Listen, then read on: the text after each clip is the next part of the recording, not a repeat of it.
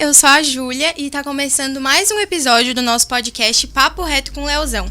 E hoje nosso tema é muito especial, nós vamos falar sobre a Libras, a língua brasileira de sinais, que conecta mundos e transforma a forma como nos comunicamos. Eu sou a Pietra e é uma alegria enorme a gente estar aqui com vocês. Nesse episódio, a gente tem a honra de receber nosso convidado Maicon Chaves, que é bacharel, licenciado e pós-graduado em Libras, que vai compartilhar conosco sua experiência e seu conhecimento sobre a língua. Seja muito bem-vindo. Obrigado. Gostaria de agradecer também a oportunidade, o convite. É um prazer imenso estar aqui com vocês. E também parabenizar a iniciativa da escola, o comprometimento, o engajamento de vocês com essa temática que tanto precisa de visibilidade. Parabéns. Muito obrigada, Maicon. Para a gente começar aqui nosso podcast, eu quero te perguntar se a Libras ela é como o português, o inglês, ou é só um conjunto de gestos? Não, a Libras ela é a língua brasileira de sinais. Antes ela era considerada uma sigla, né? E ela deixou de ser simplesmente uma sigla e passou a ser o idioma. Então ela é o segundo idioma oficial do Brasil desde 2002. E ela é uma comunicação reconhecida por lei e é um modo de expressão da comunidade surda, e ela é uma comunicação, uma língua que tem os parâmetros próprios, assim como o português, o inglês, o italiano, o francês, tem uma estrutura gramatical própria, né? Então ela atende todos os quesitos de uma língua falada. E ela é universal? Todos os surdos usam a mesma?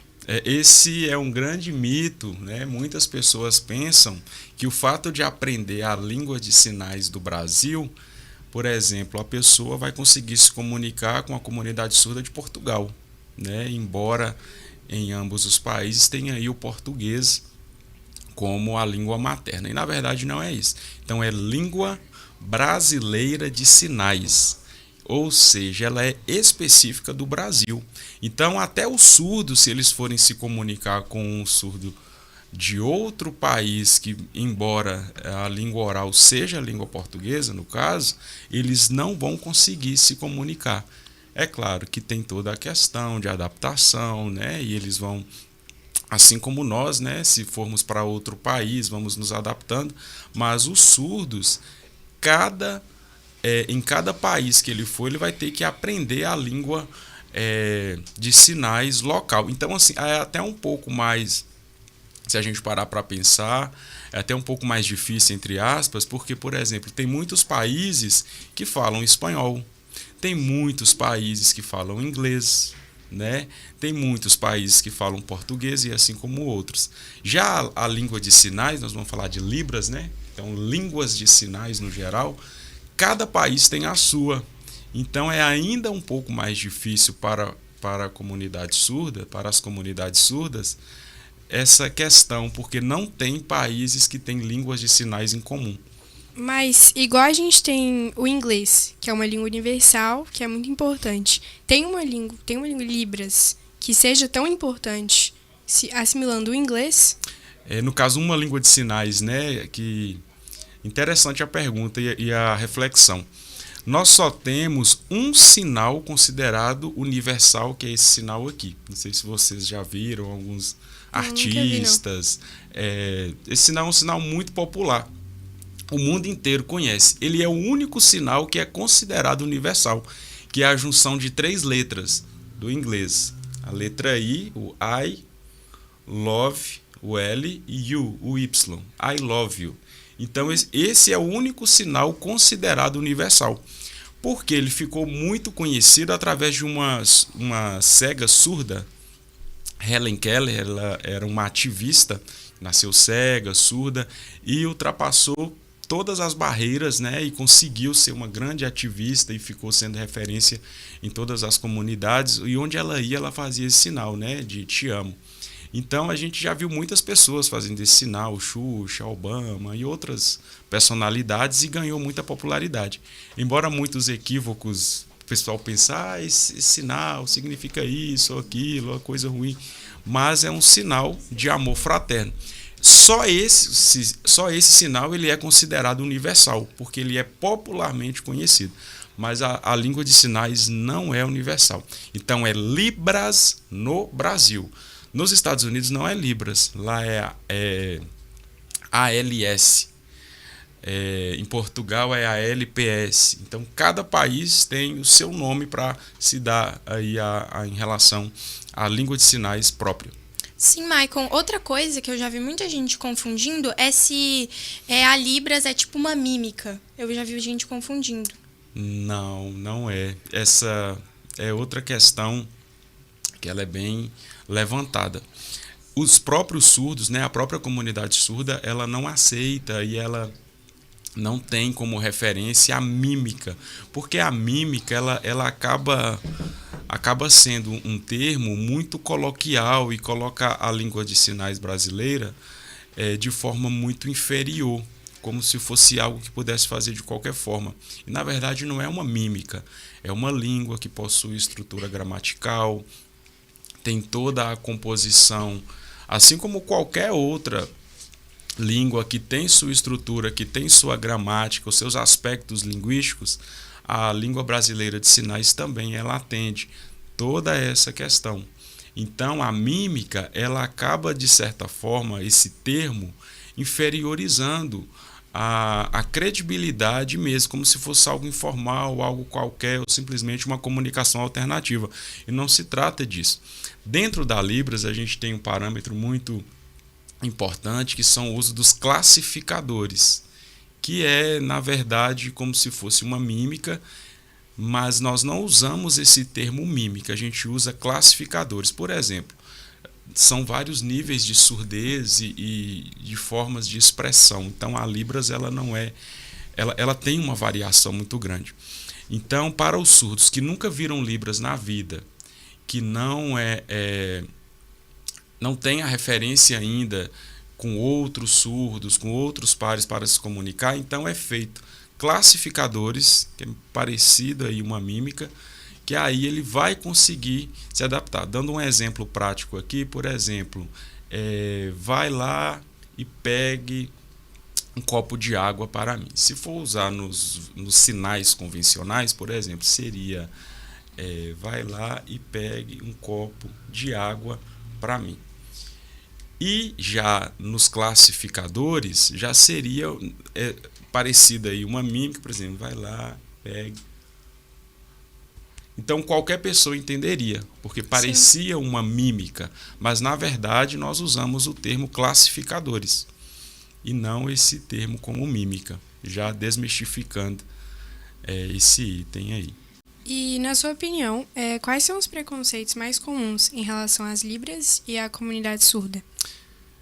Eu acho que o que mais pega e o que mais incomoda eles, né, a questão, falando aí da comunidade surda, depois eu posso especificar da Libras em questão, em relação de muitos acharem que todo surdo é mudo, de chamá-los de mudos, mudinho e tudo mais, e outros nomes aí que vêm inferiorizar essa população.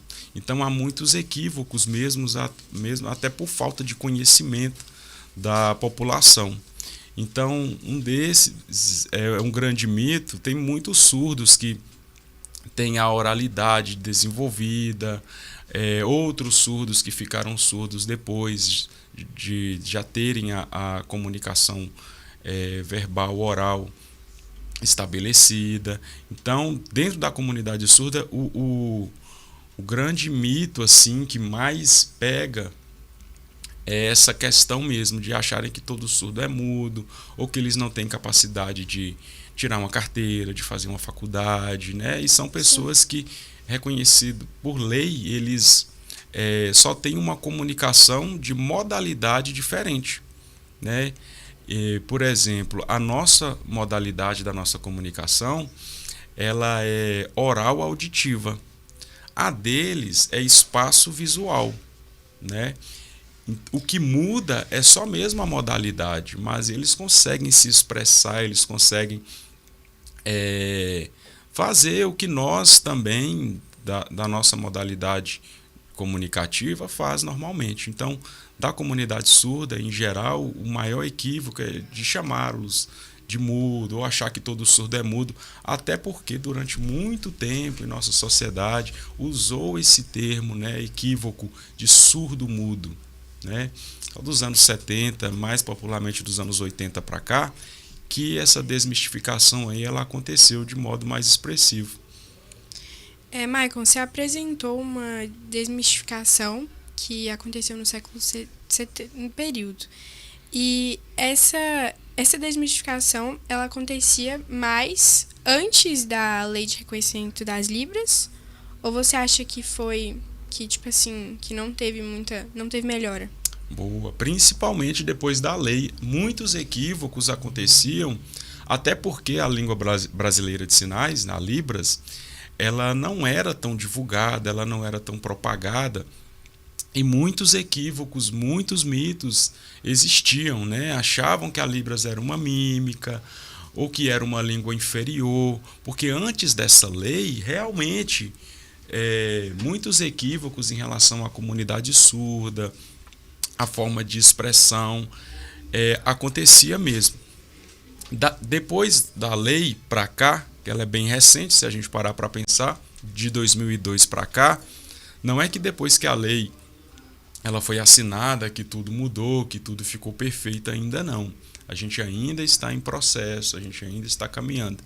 Mas depois da lei, as discussões elas foram trazidas, né, de forma mais abrangente.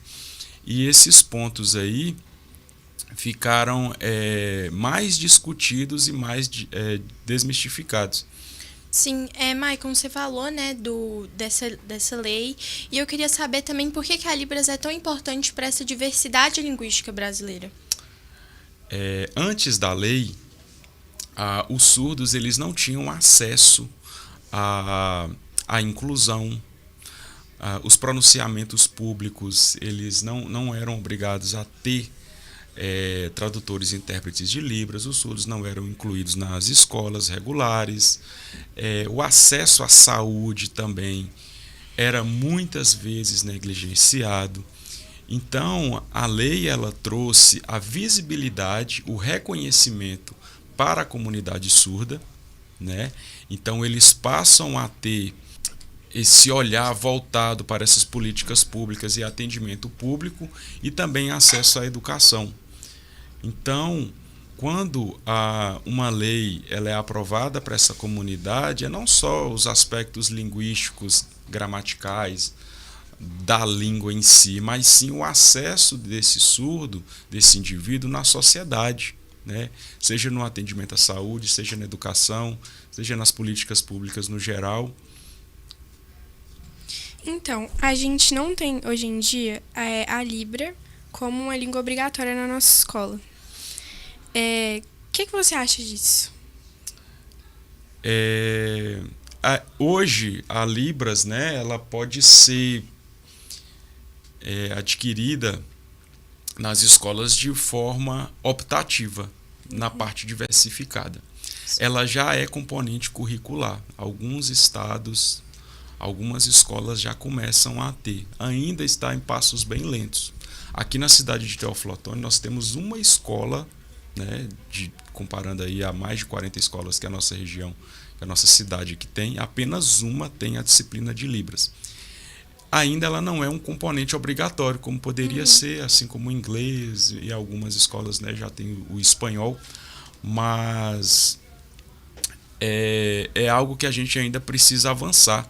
Se a gente considera que a língua brasileira de sinais é a segunda língua oficial do Brasil, por que não ter a disciplina de Libras também como componente curricular, já que há um número expressivo de falantes da mesma na região? Então é algo que a gente ainda precisa avançar. Nos cursos superiores é uma disciplina obrigatória na área da educação. Então todas as pessoas que vão se formar para serem professores, obrigatoriamente elas precisam ter essa disciplina de Libras, senão o MEC nem autoriza o curso. Por exemplo, o curso de matemática, geografia, história, letras, educação física. Então, tudo para formar, para ser professor é obrigatório. O curso de fonoaudiologia também. E os demais cursos fica como forma optativa, ou seja, a Libras ela já é uma disciplina, ela pode ser inserida, porém na rede regular de ênsino fica de forma bem optativa. Então, muitas vezes, a parte diversificada nas escolas é colocado mais como ênfase o inglês, o espanhol, mas a Libras ela também pode ser, desde que a escola ela adote aí também. Sim. Você considera difícil, Maicon, aprender a Libras? Muitas pessoas elas pensam que pode ser um pouco mais difícil porque acham que é uma comunicação simples e informal ou feita ali para aprender da noite para o dia. Dependendo do ponto de vista, ela pode ser considerada difícil na questão de você adquirir um novo idioma. Por exemplo, se eu perguntar para você, esqueci seu nome? Júlia. Júlia, se perguntar para você, Júlia, é possível aprender espanhol em 3 meses? É. Mas difícil. Fluente, é possível? Não. Seria um pouco mais difícil. Em 3 meses, o que você aprenderia do espanhol? O básico. O básico, talvez algumas músicas, algumas saudações. Ou se você ficasse 3 meses em um país de língua espanhola ou convivesse com uma pessoa, talvez você conseguiria em 3 meses. Então a Libras é a mesma coisa, é um idioma. Uhum. Tem pessoas que perguntam, eu posso aprender Libras em 3 meses? Então vai depender. Por exemplo, você vai conviver com uma pessoa 3 meses, você vai se dedicar exclusivamente nesses 3 meses, então depende muito. É um idioma como qualquer outro. Você vai começar a aprender a falar do básico, depois vai para o intermediário e vai para o avançado. Por exemplo, eu fui muito dedicado mesmo, eu não tinha grandes referências para estudar. O que eu aprendia na época, eu sentava na frente do computador no fim de semana, ia pesquisando muito e tentava. Não era igual hoje, que tem aplicativos, tem canais de YouTube, TikTok. Tem muita coisa hoje que dá para a pessoa pesquisar mais. Na época, isso falando há quase 20 anos atrás, não tinha tanto.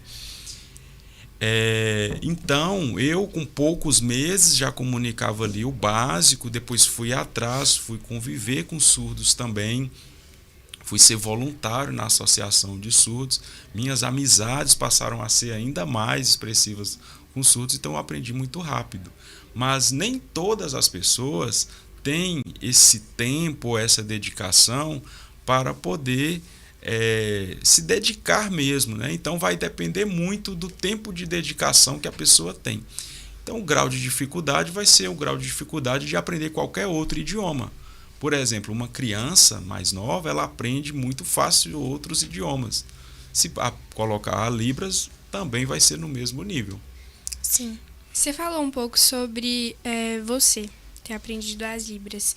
Quando que surgiu esse interesse em se tornar pedagogo em língua brasileira de Libras? Eu sempre fui muito curioso e a Libras ela chamava-se minha atenção, eu nem tinha referências nenhuma. Embora na minha infância eu já até conheci uma coleguinha surda da escola, assim, mas não era algo que foi um contato tão direto. E eu fui mais pela curiosidade mesmo, e quando eu estava no ensino médio, me ofereceram um curso de Libras, eu tinha uma certa curiosidade. Então, de modo inicial, diferentemente de algumas pessoas que procuram um curso de Libras pelo fato de ter algum familiar surdo, ou que pretende já exercer a profissão, eu não tive essa intenção inicial. Foi mais uma curiosidade mesmo e gostei muito logo nas primeiras aulas. E eu não contentava muito com as aulas que eu tinha, vamos dizer assim, e eu queria mais. Eu saía de lá e já chegava em casa, começava a pesquisar mais. E fui eu mesmo, por conta própria, me aprofundar mesmo. Então, na verdade, foi uma curiosidade que despertou mesmo essa vontade de aprender mais, mas não teve algo tão específico. Eu preciso procurar um curso de Libras por causa disso ou por causa daquilo, não. Sim. A gente fala da Libras como uma língua de sinais, mas a gente pode enxergar ela também na arte? Sim, e é até interessante essa abordagem, porque a Libras, né, como eu falei, antes ela não tinha essa visibilidade que ela tem hoje. Nos anos 80, através da arte, que ela ganhou visibilidade nacional. Por exemplo, era uma comunicação que era muito restrita só para a comunidade surda, vamos dizer assim. As associações, os ministérios, os grupos de estudos, esses grupos que tinham esses trabalhos voltados aí para a integração dos surdos na sociedade. E era uma comunicação que era bem restrita mesmo, não era algo tão propagado. Já nos anos 80, na televisão, a Xuxa, né, é a primeira grande referência da comunidade surda de levar essa comunicação para a televisão, quando ela começa a ensinar músicas, o alfabeto da Xuxa. E isso, nos anos 80, as pessoas começam a despertar pela arte, pelas músicas com o alfabeto e com mensagens, com sinais. Na televisão, as pessoas começam a enxergar a Libras de forma artística e ver que através dessa língua é possível expressar uma poesia, uma letra de música e tudo mais. Através dessa contribuição, houve uma propagação grande, no caso bem expressiva, a despertar nas pessoas a curiosidade. Eu não me lembro assim de forma tão explícita, mas foi na televisão, com essas músicas, com essas mensagens, que eu também comecei a ver e, de certa forma, despertar essa curiosidade. Então, pode ser que muitas pessoas também, inicialmente, começam pela curiosidade e depois vai despertando no coração esse desejo de estar também exercendo uma profissão que vai lidar com esse lado humanizado, né? Esse lado social também. Maicon, que oportunidades você acha que aprender Libras pode trazer para os ouvintes?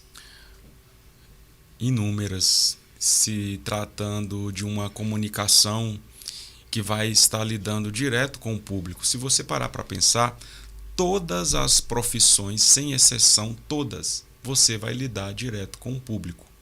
Todas, sem exceção.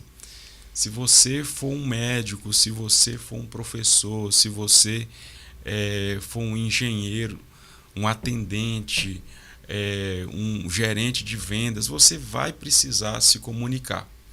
E se tratando de comunicação, no Brasil nós não temos só a língua portuguesa.